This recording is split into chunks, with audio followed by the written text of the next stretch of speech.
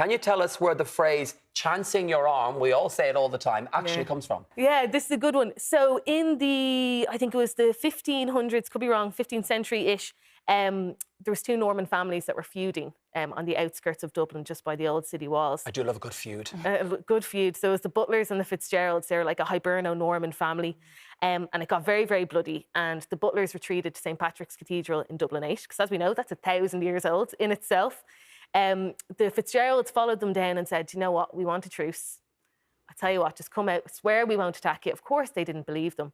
So to prove that they're serious about the truce, the Fitzgerald cut a hole in the door, stuck through his hand to shake hands in reconciliation, thus chancing his arm getting cut off. Wow. And the door still exists, and it's called the Door of Reconciliation, and it's in the cathedral.